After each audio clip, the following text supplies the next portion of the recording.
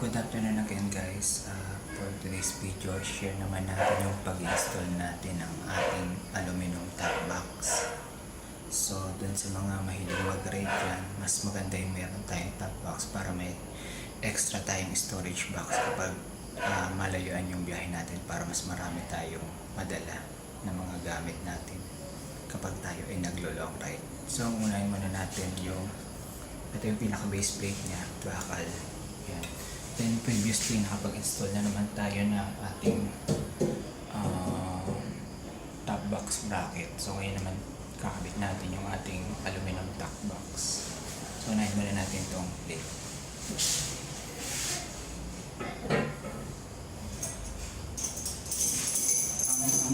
Dito ang need lang naman natin is dun sa existing ko na top box is Allen wrench lang, then adjustable.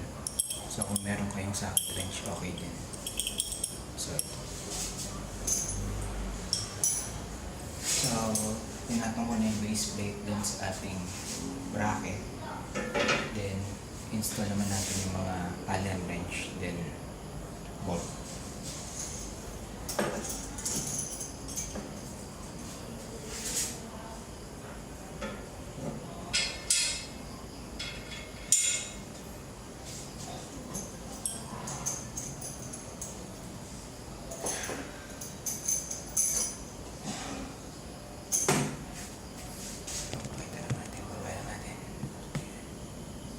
Siya. So, lalagyan na natin yung mga allen bolt. So, sinisentro lang natin para pag nilagay natin yung box, hindi siya tagilid.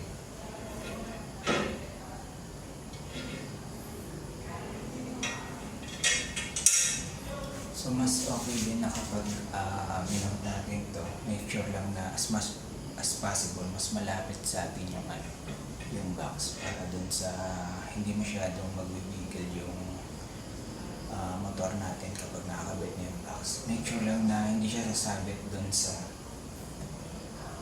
seat natin once na bubukas natin at sasara. So yan, nasukat ko na naman yung position niya na pinakamalapit siya dito sa front, na hindi naman tatamaan ng upuan kapag binubuksan o kaya sinasara.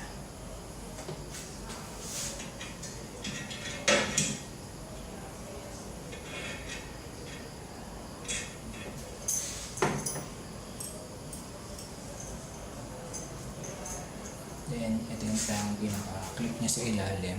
Then may stainless din tayo na nut na may ano na siya, naka-lock nut na siya. May rubber siya dito sa dulo para maiwasan yung pagluwag ng nut habang tumatakbo ka, lalo na kung ma-vibrate. So mas okay yung ganitong klase ng nut.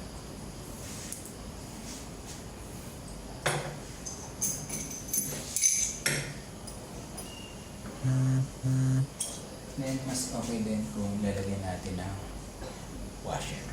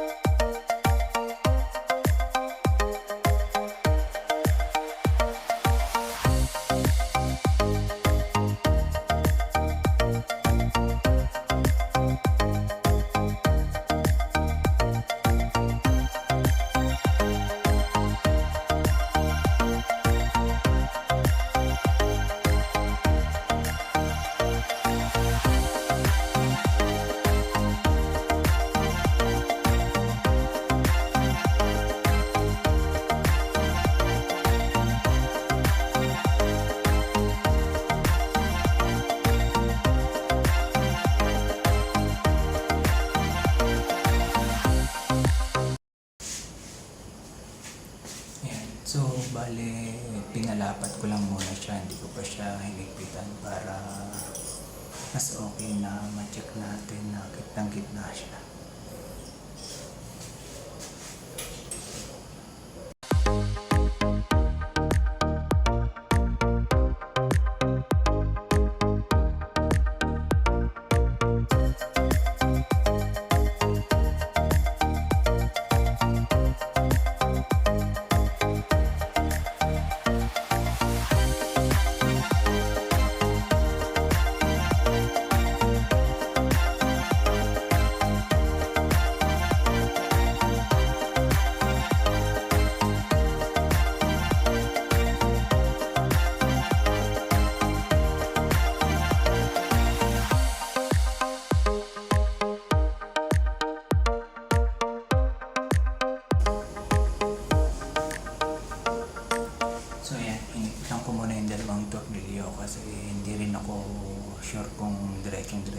siya. So, kakabit ko muna yung box para ma-check talaga natin kung alin na siya.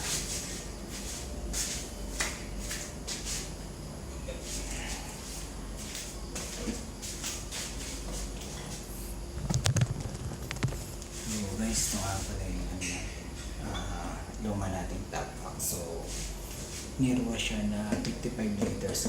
Kaya medyo may kalakihan din siya sa kabigatan since alloy siya. Yan, mount natin para makita natin kung pantay na ba siya.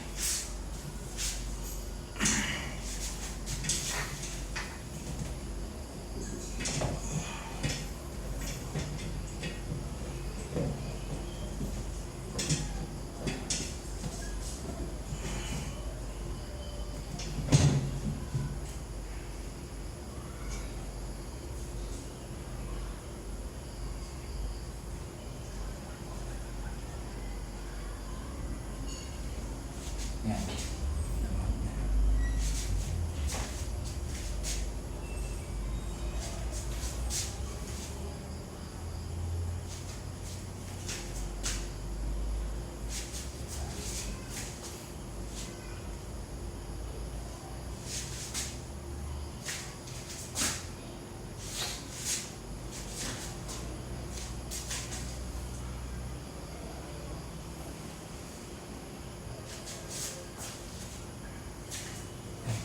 So mukha namang pantay na siya.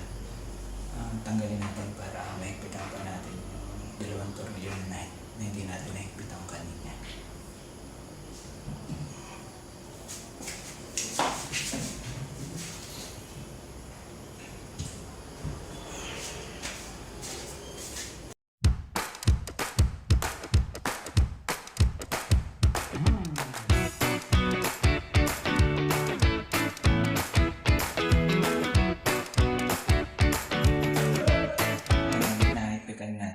So, mamount na natin ang inyong top box, tapos check natin, final alignment check tayo.